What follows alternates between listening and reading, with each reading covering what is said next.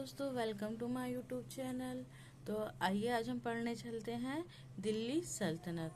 तो दिल्ली सल्तनत की शुरुआत कहाँ से होती है? कुतुबुद्दीन ऐबक से। तो चलते हैं, पढ़ते हैं कुतुबुद्दीन ऐबक। तो कुतुबुद्दीन ऐबक का कार्यकाल मतलब समय काल कब से कब तक था? 1206 से 1210। ओके फ्रेंड्स, तो आइए चलते हैं कुतुबुद्दीन ऐबक पढ़ने।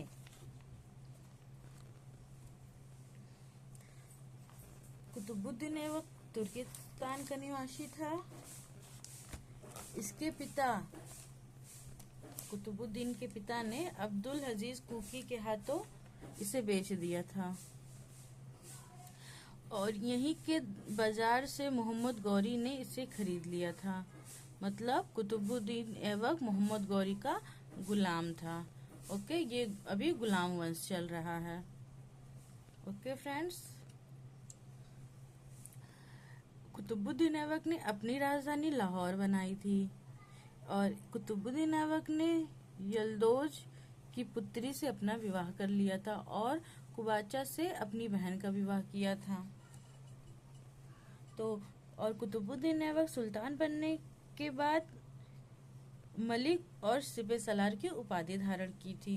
जब ये कुतुबुद्दीन ऐबक सुल्तान बन गया था, ये किसका एक क्वेश्चन जैसे आ सकता है, ये कुतुबुद्दीन ऐबक किसका गुलाम था? तो इसका आंसर रहेगा कुतुबुद्दीन ऐबक मोहम्मद गौरी का गुलाम था। ओके, तो ये नेक्स्ट लाइन पे आते हैं। 1209 में इसने गजनी पर आक्रमण किया और 40 दिन तक उस पर अधिकार बनाए रखा। तो सबसे पहले इसने कहाँ पर आक्रमण किया था? 1209 में इसने गजनी पर आक्रमण किया था। आइए नेक्स्ट पेज पर चलते हैं।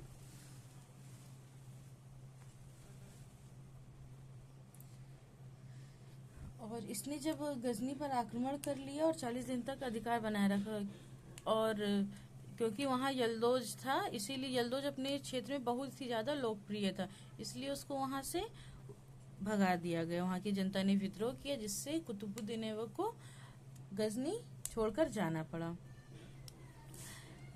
ऐबक बहुत ही दानी था, इसीलिए इसको लाक्षबख्श की उपाधि दी गई थी। किसकी? लाक्षबख्श की उपाधि दी गई थी कुतुबुद्दीन ऐबक को। ओके फ्रेंड्स,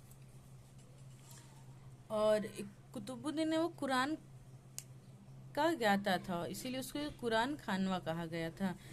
कुतुबुद्दीन ऐबक कुरान का ज्ञाता था, इसलिए उसे कुरान खानवा कहा गया था। ऐबक ने दिल्ली में कुव्वत उल इस्लाम मस्जिद का निर्माण किया था। तो क्वेश्चन आ सकता है दोस्तों कि लाख बख्श की उपाधि किसे दी गई थी? और आपको ऑप्शन भी ढेर सारे मिल जाएंगे, तो आपको याद रखना है कि लाख बख्श की उपाधि कुतुबुद्दीन ऐबक को दी गई थी। ओके फ्रेंड्स, और एक क्वेश्चन ये भी बन सकता है, कुरान खानवा किसे कहा गया है? तो ये तो कुरानों का ज्ञाता जिसे कहा जाता है, उसे कुरान खानवा कहा जाता है। तो ये था कुतुबुद्दीन ऐबक, जिससे कुरान को मतलब क्या कहते हैं उसको, कुरान एकदम जैसे होती नहीं कोई बुक बहुत अच्छे से पढ़ लिया जाए, ऐसे उसे कुरान के बारे में कुरान की हर एक बात पता थी, कुरान में हर एक चीज उसको पता थी, इसलिए जिसको कुरान खानवा कहा गया था। और कुतुबुद्दीन ऐबक ने कुव्वत उल इस्लाम मस्जिद का निर्माण करवाया था और राय विठोरा के बगल एक किले का निर्माण करवाया था। और 1197 में इसने कुतुबुद्दीन ऐबक ने अजमेर में संस्कृत विश्वविद्यालय को तोड़ करके 2.5 दिन का झोपड़ा एक मस्जिद बनवाई थी। और इसे 2.5 दिन का झोपड़ा इसलिए कहा गया क्योंकि ये 2.5 दिन में बनकर तैयार हुई थी। ओके फ्रेंड्स, क्योंकि ये 2.5 दिन में बनकर तैयार हुई थी, इसीलिए इसको 2.5 दिन का झोपड़ा कहा गया। आइए नेक्स्ट लाइन पढ़ते हैं।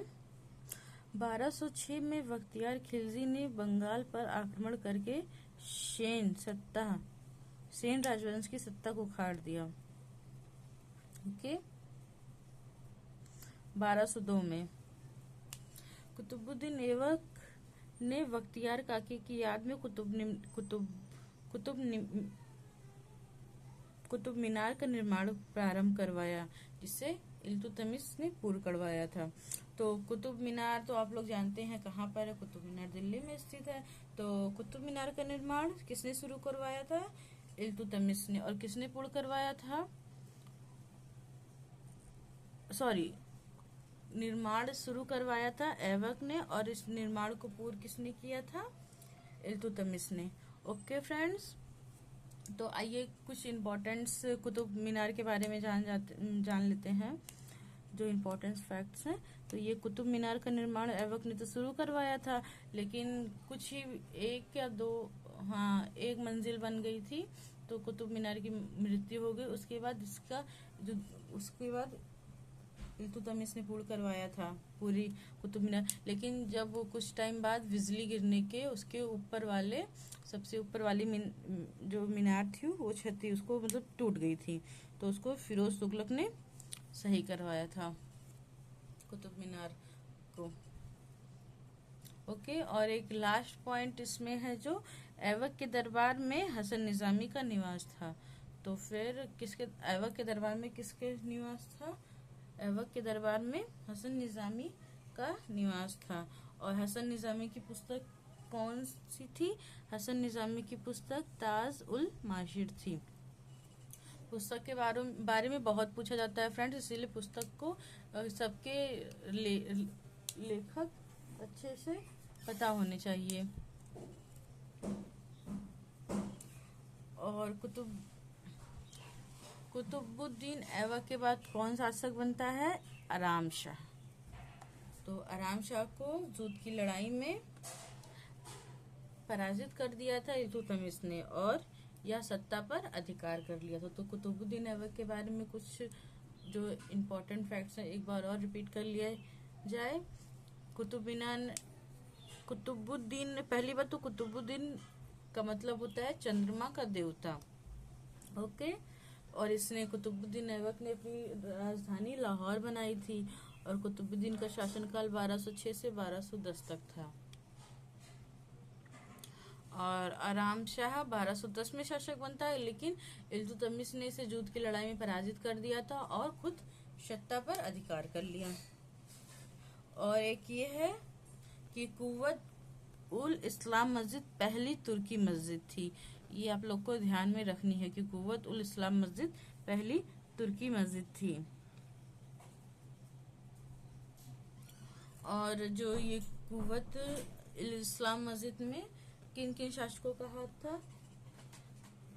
कुव्वत उल इस्लाम मस्जिद में इल्तुतमिश और अलाउद्दीन खिलजी का हाथ था। इल्तुतमिश ने कुव्वत उल इस्लाम मस्जिद में 1230 में इसके प्रांगण को दोगुना कराया था, मतलब आयताकार बनवाया था।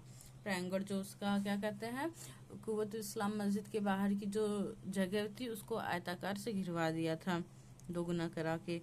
और एके मतलब अलाउद्दीन खिलजी ने उत्तर की ओर इबादत खाने को चौड़ा कर बढ़वा दिया, पूर्वोत्तर 4 दीवारों को बढ़वा दिया और पूर्वोत्तर 4 दीवारों को विस्तृत करवाया और कुरान की आयतें लिखवाई। तो कुव्वत इस्लाम मस्जिद में अगर क्वेश्चन है किस किस से रिलेटेड है, कौन कौन इससे रिलेट करता है, तो इल्तुतमिश, कुतुबुद्दीन ऐबक और अलाउद्दीन खिलजी। ओके फ्रेंड्स, अब आते हैं हम लोग इल्तुतमिश पढ़ते हैं। तो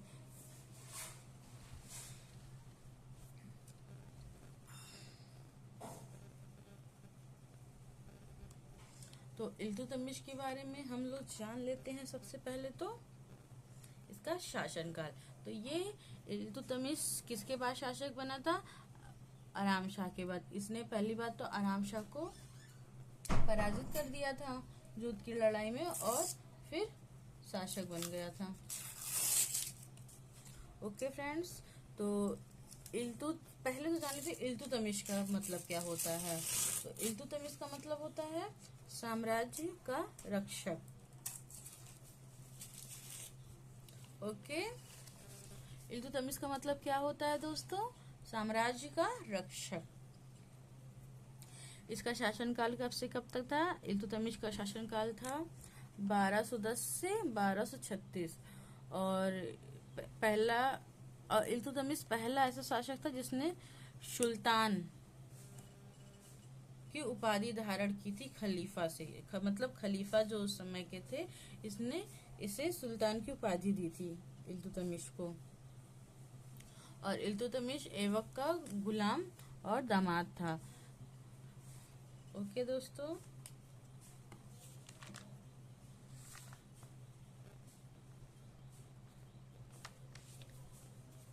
चलिए आइए इल्तुतमिश भी पढ़ लेते हैं। फिर इल्तुतमिश के बाद हमारी जो नेक्स्ट क्लास आएगी उसमें हम रजिया से पढ़ेंगे। मतलब इल्तुतमिश के बाद जिसने शासन किया उसके बारे में हम पढ़ेंगे। तो आज कुतुबुद्दीन ऐबक और इल्तुतमिश के बारे में जान लेते हैं।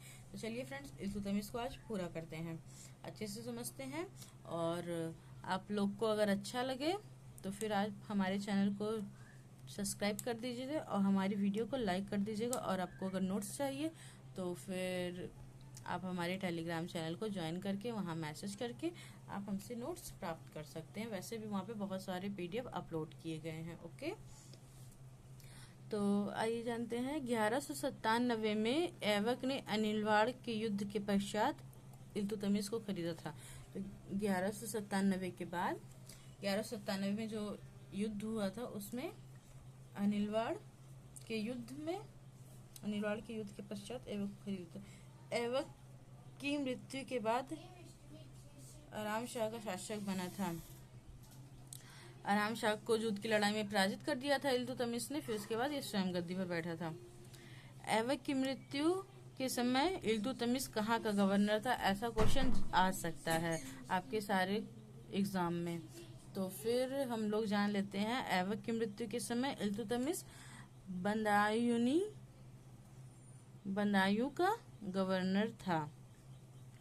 और जब इल्तुतमिश शासक बनता है उसके समय समस्याएं कौन कौन सी आई थी, हम लोग इसके बारे में देख लेते हैं। तो जो समस्याएं थी, नंबर 1 जो इसकी समस्या थी, बंगाल के गवर्नर ने स्वतंत्रता की घोषणा कर दी थी। और उसके बाद अव्यवस्था का लाभ उठाकर राजपूत राज्यों ने स्वतंत्रता की घोषणा कर दी थी। पहली बात तो बंगाल के गवर्नर ने, फिर उसके बाद राजपूत राज्यों ने।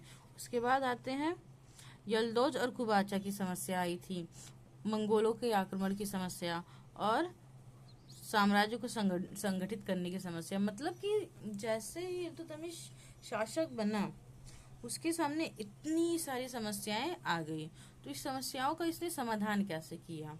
ओके, तो इन समस्याओं का समाधान आइए हम लोग देखते हैं। पहली समस्या का समाधान क्या था, तो ये जो बंगाल के गवर्नर अली मर्दान खां के पुत्र एवाज खां गयासुद्दीन के नाम से स्वतंत्रता की घोषणा की थी। तो इल्तुतमिश के पुत्र नसरुद्दीन महमूद ने गयासुद्दीन को पराजित कर दिया था। और 1229 में नसरुद्दीन मोहम्मद की मृत्यु होगी, जिसके पश्चात मलिक वल्का खिलजी ने पुनः विद्रोह कर दिया। उसके बाद 1230-31 में बंगाल को पूर्ण रूप से जीत लिया इल्तुतमिश ने। तो ये हुआ कि पहले तो 1229 में नसरुद्दीन महमूद की जो इसका लायक पुत्र था उसकी तो मृत्यु होगी। पहले तो इसने वहां के जो शासक थे बंगाल के अली मर्दान खां, वहां के शासक को पहले इसने पराजित किया था। मतलब उनके शासक के पुत्र जो एवाज खां गयासुद्दीन के नाम से शासक बने थे, पहले तो इल्तुतमिश ने उसको पराजित कर दिया। इल्तुतमिश के पुत्र ने, नसरुद्दीन महमूद ने उसको पराजित कर दिया। पराजित करने के बाद 1229 में इसकी मृत्यु हो जाती है। 1230 में इल्तुतमिश ने बंगाल को पूर्ण रूप से जीत लिया। और आते हैं दूसरा, 1226 में रणथंभौर को जीता था किसने, इल्तुतमिश ने। और 1227 में नागौर को जीता और मुंडेर दुर्ग को जीत लिया। ओके, और 1231-32 में ग्वालियर के शासक मंगल देव को पराजित करके वहां पर अधिकार कर लिया। ये सब राजपूत राज्यों के बारे में बता रहे हैं कि जो राजपूत राज्यों ने स्वतंत्रता की घोषणा की थी उसको इल्तुतमिश ने कैसे हैंडल किया था। ओके, तो पहले तो 1226 में रणथंभौर को जीत लिया था, 1227 में नागौर और मुंडेर को जीत लिया था। 1231 में ग्वालियर के शासक मंगल देव को भी पराजित कर दिया था। 1231-32 में ग्वालियर के शासक मंगल देव को पराजित करके वहां पर अधिकार कर लिया था। 1234 में मालवा को जीता और भिलसा को लूट लिया था। और उज्जैन से जाके विक्रमादित्य की मृत्यु उठा लाई थी। और उसके बाद आते हैं यल्दोज की समस्या, यल्दोज और कुबाचा की समस्या। ओके, तो यल्दोज ने इल्तुतमिश के पास छत्र और दंड भेजा अधीनता स्वीकार करने के लिए।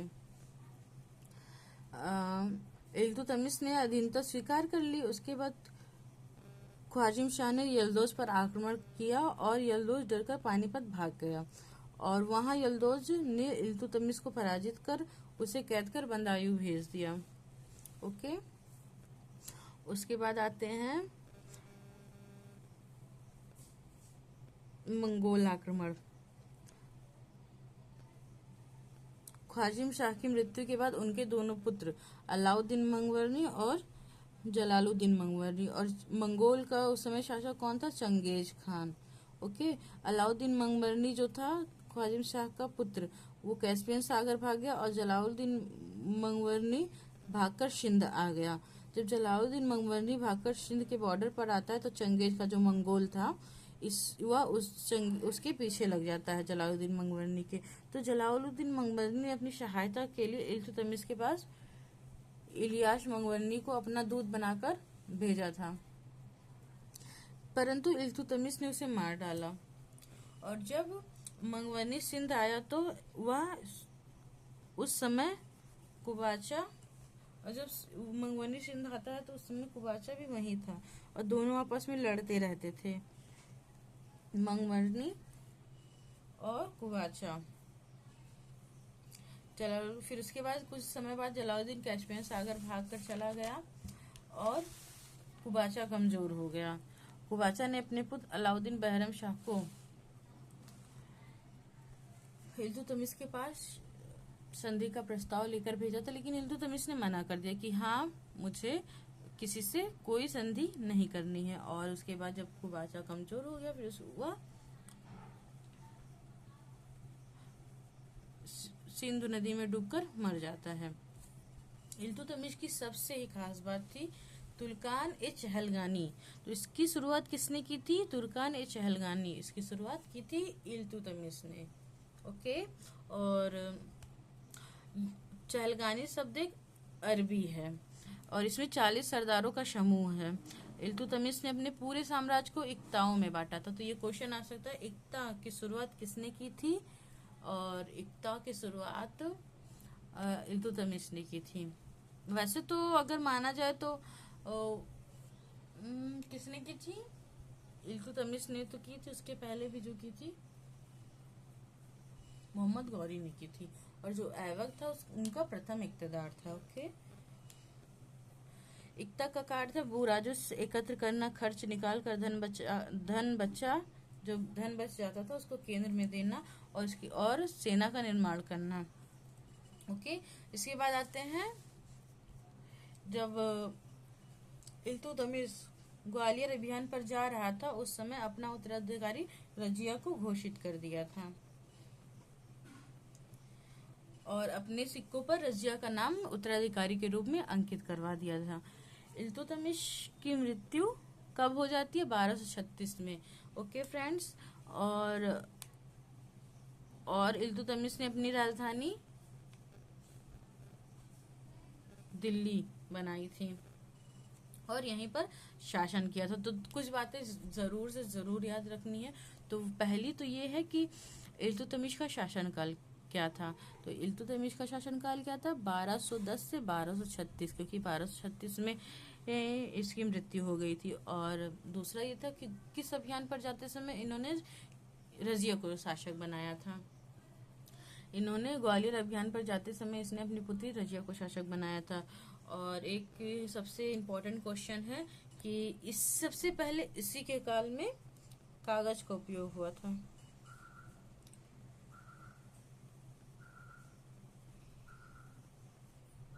ओके, तो फिर जैसे क्वेश्चन आता है कि इल्तुतमिश के बेटे थे तो इन्होंने अपनी पुत्री को शासक कैसे बनाया। तो ये था कि इल्तुतमिश का एक जो बेटा था वो तो 1229 में उसकी मृत्यु हो गई थी। जो बंगाल के जो शासक था गयासुद्दीन, अली मर्दान खां का पुत्र, उसी उसी से वो उसी अभियान पर जब गया था तो वहीं पर उसकी मृत्यु हो गई। और जो अन्य इसके पुत्र थे वो तो मदिरा और विलासिता में डूब गए थे, मतलब वो शासन करने लायक नहीं थे। इसीलिए इल्तुतमिश ने अपनी पुत्री को शासक बनाया, मतलब रजिया को। ओके फ्रेंड्स, आज के लिए इतना ही। अगर वीडियो आपको पसंद आई है तो प्लीज़ वीडियो को लाइक करिए और चैनल को सब्सक्राइब कर दीजिए। और नोट्स अगर आपको चाहिए तो आपको हमारे टेलीग्राम चैनल पे नोट्स अवेलेबल हो जाएगी। ओके फ्रेंड्स, आज के लिए बस, मिलते हैं नेक्स्ट वीडियो में। तब तक के लिए बाय बाय। आप लोग अपना ध्यान रखिए और अच्छे से पढ़ाई करिए। Thank you.